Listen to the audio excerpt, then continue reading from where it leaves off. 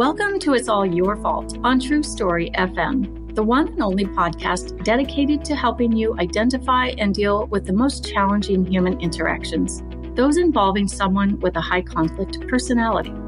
I'm Megan Hunter, and I'm here with my co-host, Bill Eddy. Hi, everybody. We are the co-founders of the High Conflict Institute in San Diego, California, where we focus on training, consulting, coaching, classes, and educational programs and methods, all to do with high conflict. Today is the third episode of our new series, 5 Types of People Who Can Ruin Your Life. Today's focus is the love you, hate you types, the high conflict borderline types.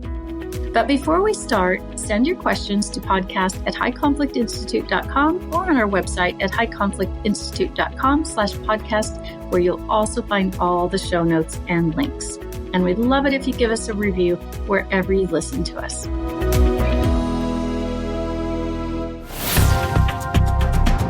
All right, Bill, the first week in the series, we talked about the basics of the high conflict personality and the 4 defining characteristics, which roughly perhaps 10% of the population. Today, we're talking about the love you, hate you types. Last week, we talked about the antisocial, kind of cruel con artist types. And so this week, it's the high conflict borderline personality. Now, if you're someone who's never heard of that, it probably seems like a lot of, wow, that's really big, huge, scary. I don't know what that is. So we're going to break it down today. We're basing this kind of off of Bill's book, 5 Types of People Who Can Ruin Your Life. The chapter for the love you, hate you types starts this way, in Bill's words. Maybe you know someone who's extremely charming, friendly, and reasonable 1 minute. Then the next, they're screaming and blaming and attacking you, verbally, financially, publicly, physically, or all of these and more. The speed with which they turn from seeming to love you to hating you is breathtaking. What did I do? You may ask yourself. How can I get out of here? Well, you may be dealing with a borderline high conflict person. So, yeah, it seems not very pleasant, right? Reasonable, charming, friendly, and then screaming and blaming and attacking? Yeah, people notice that.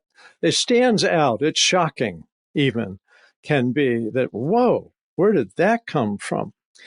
And one thing I want to mention is people with this personality type can be very charming, very friendly, very sincere, very loving, very appealing, very attractive. And yet, as you get to know them, these emotions come out. And these emotions are something they don't have as much control over as most adults. In a sense, their emotions take over like they would, say, for a young child who just, the emotions come first and the thoughts come second. And so generally, people with this personality type have grown up with what the therapists call emotion dysregulation, that they can't manage their emotions. And so the emotions take over and often are extreme. So they have extreme views of people. They see people in all or nothing terms. This people are all good and these people are all bad. They're evil. And they may switch back and forth. So say someone has a boyfriend, person has borderline personality disorder, and they have a boyfriend, and one day they're just loving, they see the person is wonderful, and then they're, say, sitting on the couch watching a TV show, and they're very comfortable and warm and kind of calm. Well, for someone with this personality type, the emotions don't like calmness. The emotions are like, we need intensity. And so you might be sitting on the couch feeling warm and calm.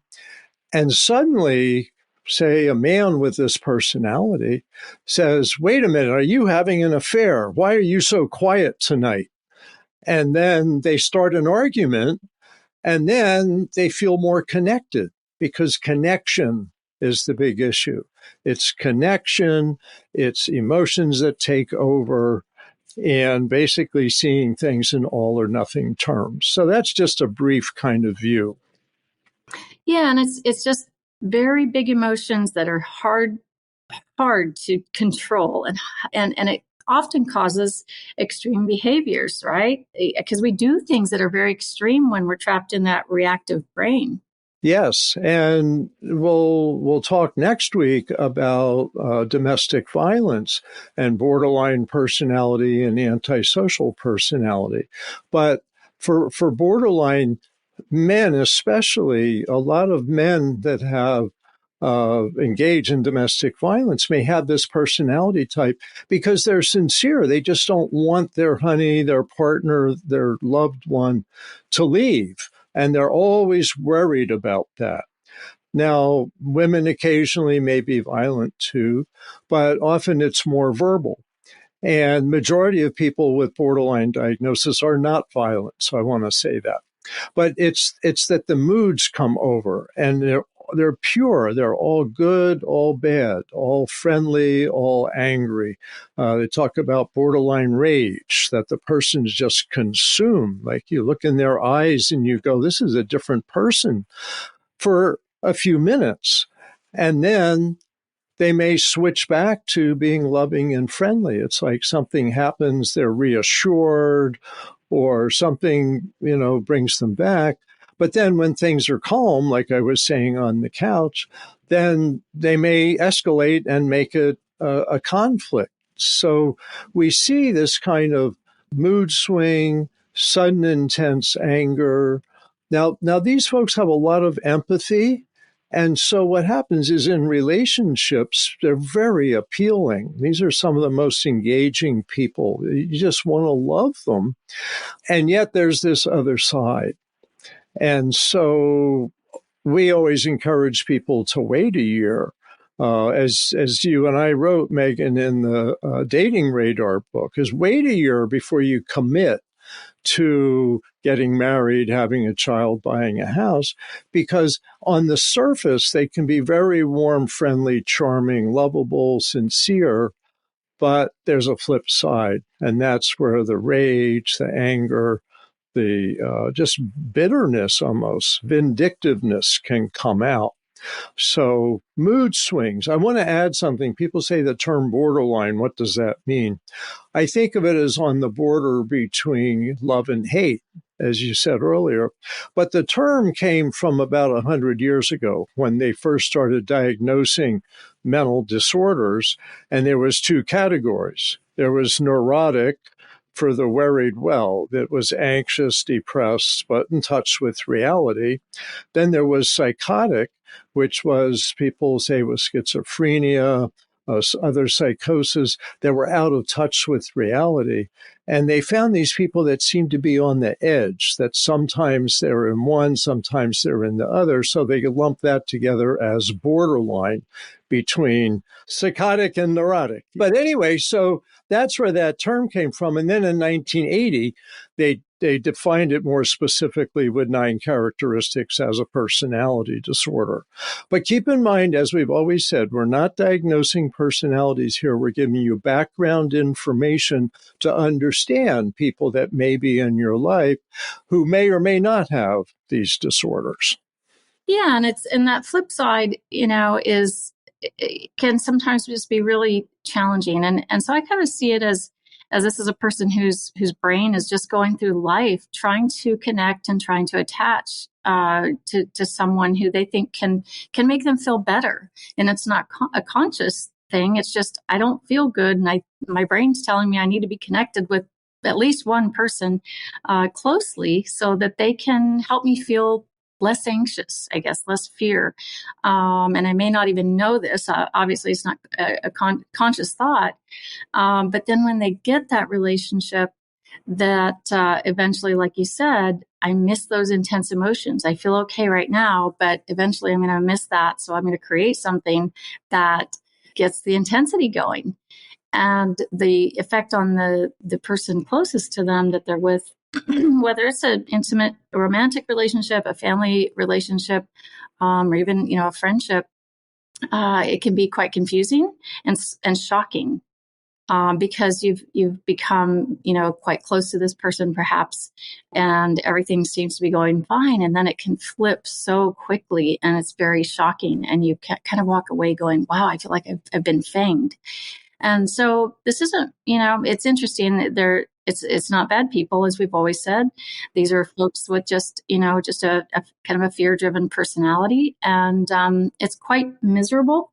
Actually, it's reported throughout the literature that this is not a pleasant way to live, and a lot of people don't understand what's going on until they read a book or they see an article online, and a lot of times they get help. So we're going to talk about that later.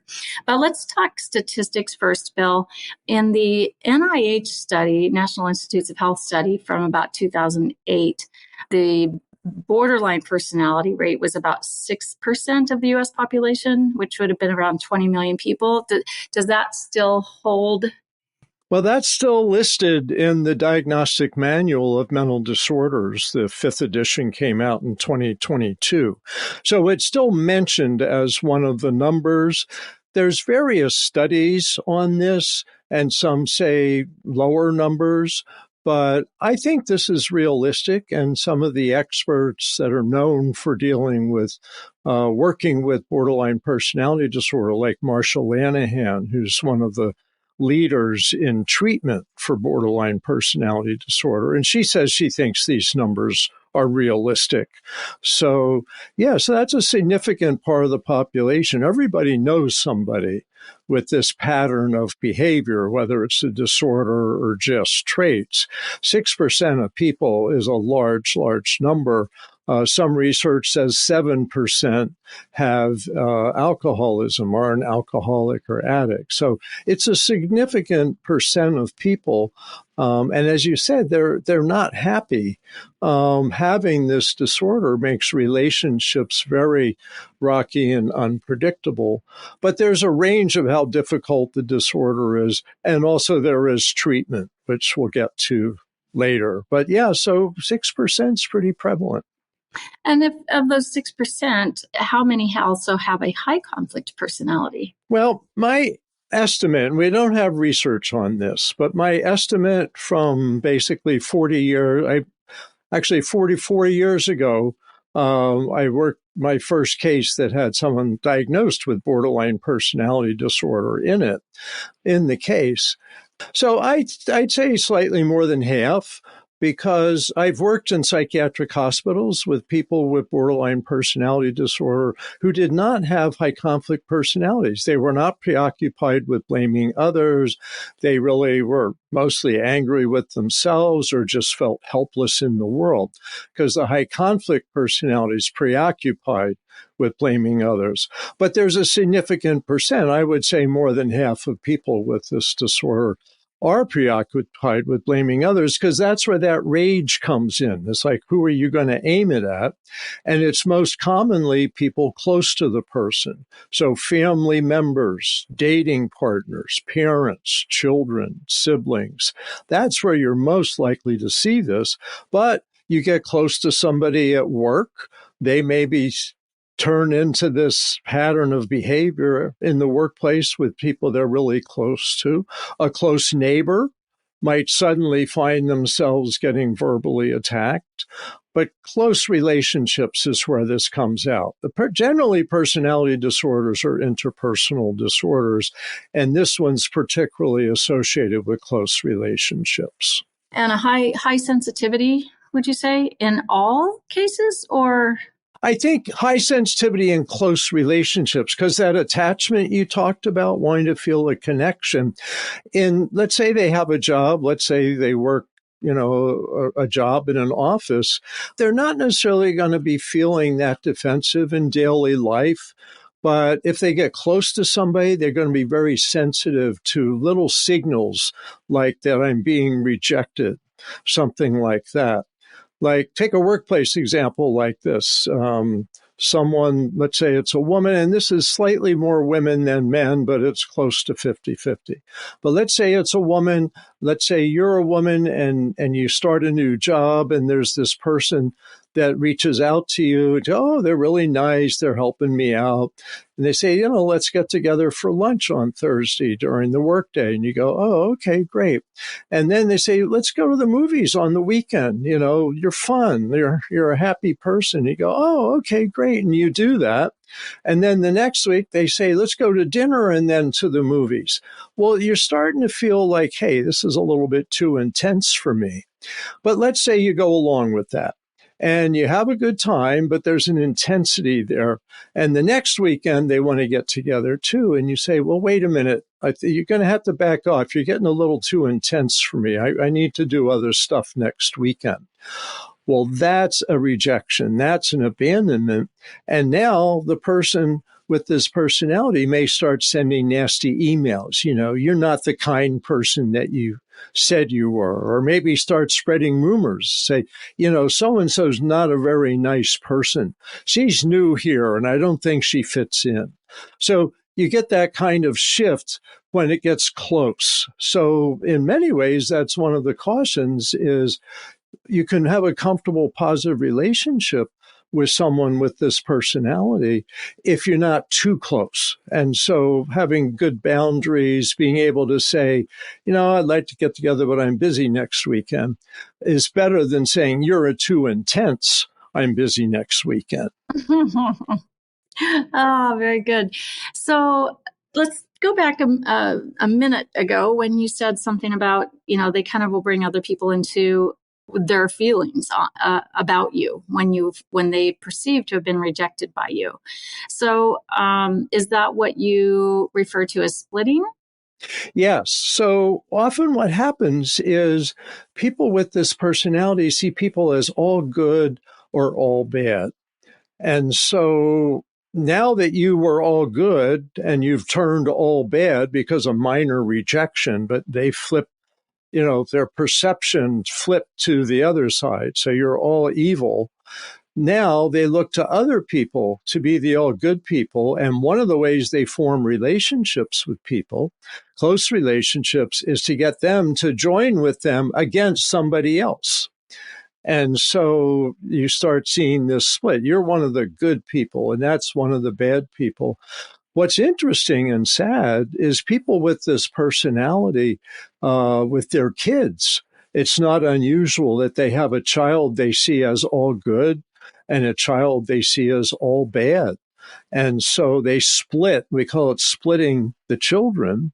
But in the workplace, they call it staff splitting, where someone might see half the staff of a business as friendly and charming and happy, and the other half is evil and terrible. And they'll pit people together like that. I've seen that especially in healthcare organizations and higher education, in administration and college and universities and such, where you might have a student with this personality and they tell half the staff you're wonderful and half the staff are terrible, and they get them fighting with each other. Okay. So let's move on to a few of the things you talked about in your book. Apologizing and lying and seeking revenge. So let's start with lying. We're going to ask us about each of the 5 types as we go through this series. I think there's some that have a higher propensity to lie, perhaps, but when this fear is driving one's brain, this fear-based operating system, and this type is trying to connect, fear of abandonment, will that cause them to lie? And if so, what does that look like? It can. And all of the high conflict personalities lie more than the average person, but some lie more than others. And so this is kind of in the middle. Like the antisocial personality lies the most. They totally make stuff up. But people with borderline personality may lie to preserve a relationship. And so it's possible, for example, that they may be having an affair, but they accuse you of having an affair. Say you're in a couple relationship. And so they're lying about that they're having an affair, but because of what we call projection, that's a mental health term, that they say you're doing what they're actually doing, they may accuse you of having an affair and look for signs you're having an affair and blame you for having an affair when you're not. So they can get stuck in that kind of lying to preserve the relationship. I think of the example, I may have given this in another podcast, but I read about this one. There was a guy who just felt his girlfriend was too intense, and so he was going to split up with her. So he says, I've decided you're too intense and I need to split up with you. And she was devastated and said, "Oh my goodness, honey, because I just found out this morning that I'm pregnant." Well, the guy felt like, "Oh my goodness, I've got to do the responsible thing." And so he marries her, and 9 months later, there's no child. Yeah. You can imagine he's pretty irritated about having been lied to into getting married. That's the kind of thing. It often has an attachment purpose. And so you kind of can see a logic to it, but that's not a justification for it. And that's the kind of thing when people are in recovery from borderline personality disorder, they're learning more self-management skills, is to really try to be in relationships where being honest will be the way to go, and trying to be more honest themselves. So lying certainly can be an issue. Yeah, and I've seen some that will be very frustrated with the relationship they're in and go out kind of seeking a new relationship, not even consciously, right? Just trying to make those connections and attachments elsewhere because they're so miserable where they're at. And so I kind of see it as kind of a spider web that, okay, I'm going to try to attach my spider web here and then attach it as many places as I can so that I can leave this situation I'm in. I can't tolerate or bear to leave this until I'm attached somewhere else. So if lying is involved there, it seems probably very natural. So let's move on to the apology situation. Will the borderline high conflict person apologize? Well, I would say that it's rare because they mostly feel that they're justified in their reactions.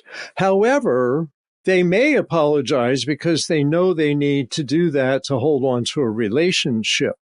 So you may get, for example, let's say a man with borderline personality who engages in domestic violence may have a buildup of rage, an explosion of rage, and then an apologetic period. "I'm so sorry. Here's a dozen roses. I'll take you out to dinner. It will never happen again." Except that it will, because it's an emotional buildup inside of them that they haven't yet learned how to manage. They can learn to manage that, like in domestic violence treatment, possibly other counseling. But it may just fit into part of the cycle. And the cycle of violence that's associated with borderline, and it's sign of a cycle of anger, even without violence, is a peaceful period, but a buildup of tension, then an explosion of rage, and then a period of remorse. And so those three steps, often they're one or another place in those three steps. But the remorse period is when you get apologies. Okay.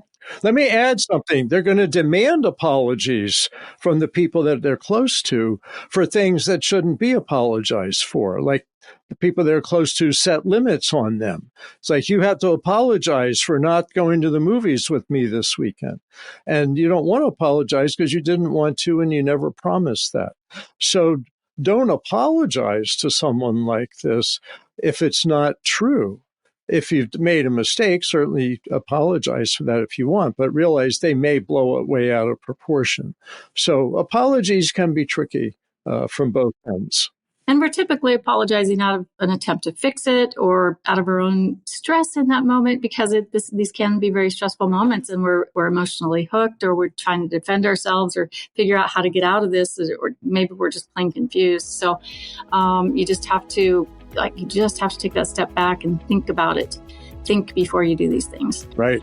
So let's take a short break, and then we're going to come back and talk about revenge and vindictiveness.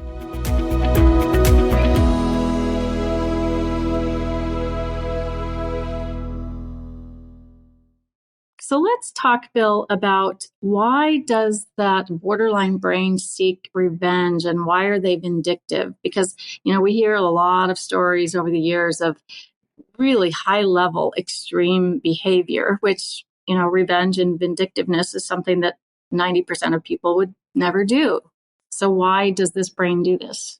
It seems to be what makes the most sense to me is that a lot of mental health researchers, psychiatrists, psychologists have said that in many ways, the borderline brain or personality hasn't developed past early childhood. So picture if you're a child and you're 2 or 3 years old and your parent says, I've decided to leave. I'm going to leave you forever. Goodbye. Good luck. And that's like your only parent, and they leave, they go out the door. You're going to do everything in your power to hold on to them because you can't survive without them. And so in many ways, people with borderline personality feel like they can't survive without their attachment person, which when you're a child, your mother, your father, just picture if they were to leave you, this is how you would feel if you were 2 years old. So those feelings just take over and make them really desperate to cling. But if they really believe they've been abandoned, they're really being rejected, then they switch over into this rage. And the rage may actually destroy. That's when people get killed sometimes, is it may be a borderline rage and an abusive person can't stop themselves and goes all the way to strangle someone to death or something like that. So it seems to be part of survival mechanism of early childhood. Like if you're an infant, and you're not getting the attention you need, you go into a rage, you scream and scream, and then someone comes and helps you. So it's really kind of that 2, 3-year-old psychology that the brain hasn't moved past. Which means parenting is so important. Right? Yes. We see why it's so important, and being there and prioritizing parenting and attachment, having, building a secure attachment in your children. It's just so important. So it's interesting. We'll talk in the next episode about borderline and antisocial in relation to domestic violence. And I want to ask you, Bill, in that episode about the terms an abusive person versus a surviving person. I'm sure a fine line in most people's minds, but it's kind of an interesting concept. So let's switch now into, more of the hopeful piece. And let's start with, we aren't going to go deeply into all the different treatments, but we do know that this is the one of the 5 types that has the most hope for success, for eventually maybe no longer qualifying for the diagnosis and really getting a hold of their, being able to manage their emotions and decrease those extreme behaviors down to moderate behaviors and things through dialectical behavior therapy and some others. Are people able to heal on their own without that type of either trauma treatment or dialectical behavior therapy or other treatments, Bill? Well, there's some stories and some small studies that have indicated that this does get better with time, that as the person ages, that the intensity of borderline traits may diminish. But I want to say that's not what I've seen from most people in this situation. If they're not actively involved in a treatment program, that generally this pattern of behavior continues and is relatively stable throughout a lifetime. And not that it's stable there, it's an instability that's consistent over a lifetime. So I think therapy really does make a difference. I hear some stories of someone getting into a stable marriage with a partner who happens to be really well-centered and can kind of tolerate the mood swings of someone with borderline without abandoning or triggering a lot of abandonment. So it may be possible, but I want to really emphasize that there is treatment. People can get that. People are succeeding with that. The most effective treatments seem to combine cognitive behavioral therapy skills. So cognitive is thinking, learning to tell yourself positive phrases, changing your thinking. When something feels hopeless is to say, no, I don't know what the future is. This may be a hopeful situation, so I'm not going to jump to conclusions, things like that. That's the cognitive part. The behavioral part is practicing new behaviors. For example, saying, I am angry with you, rather than demonstrating it by throwing things or storming out of a room. So cognitive behavioral skills. The most popular method with that approach is called dialectical behavior therapy, or DBT. And that's been quite successful with a lot of people, including, as you said, Megan, that people outgrow the diagnosis in some cases.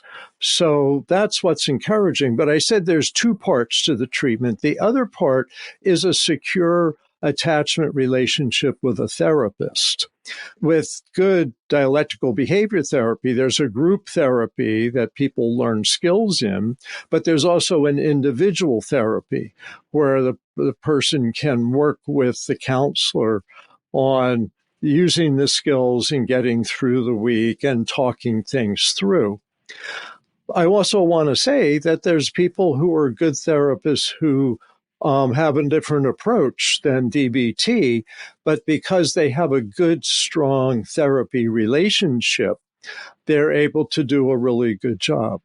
So the strong attachment with a therapist, and maybe I shouldn't use the word attachment because that really is a childhood period that people go through, but a secure relationship with a therapist can really help people in learning the skills and becoming more self-aware and more balanced in how they handle relationships. So one last question, and then we'll wrap this up, Bill. This has been so very helpful. In a brief statement, why should professionals who might have someone, with this in their, their caseload, their customer base, why is it important to have this information? And what's one tip you could give them?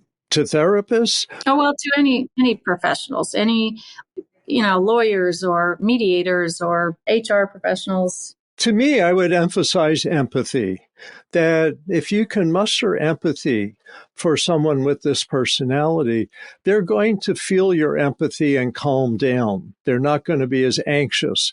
If you can show them you're really willing to listen, that you care to the extent that a professional can appropriately care for someone, that you convey this, I can work with you, I want to work with you, I can help you, let's go through this roller coaster together.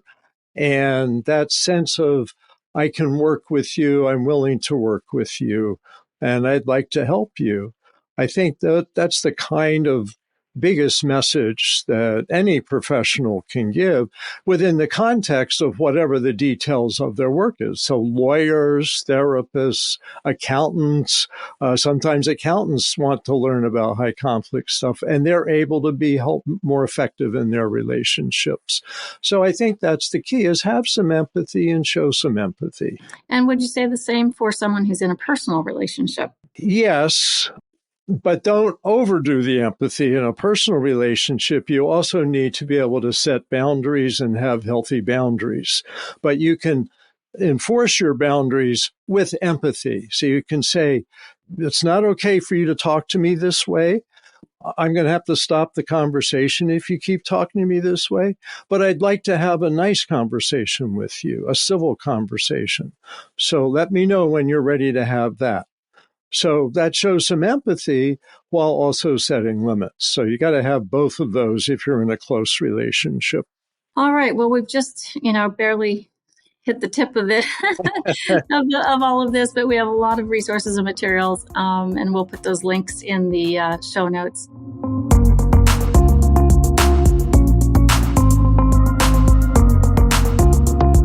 To you listeners out there, thank you for listening today. And next week, we'll continue our 5 Types of People series. And it's going to, as I said, take a little bit different turn. We're going to take these 2 types that we've talked about so far, BPD and ASPD, antisocial, and their relationship, if any, to domestic violence. October is Domestic Violence Awareness Month, and we're going to talk about it. So in the meantime, please send your questions to podcast@highconflictinstitute.com or submit them to highconflictinstitute.com/podcast. Until next time, keep learning and practicing these skills. Be kind to yourself, to others, while we all try to keep the conflict small and find the missing piece. It's All Your Fault is a production of True Story FM. Engineering by Andy Nelson. Music by Wolf Samuels, John Coggins, and Ziv Moran. Find the show notes, and transcripts at truestory.fm or highconflictinstitute.com/podcast. If your podcast app allows ratings and reviews, please consider doing that for our show.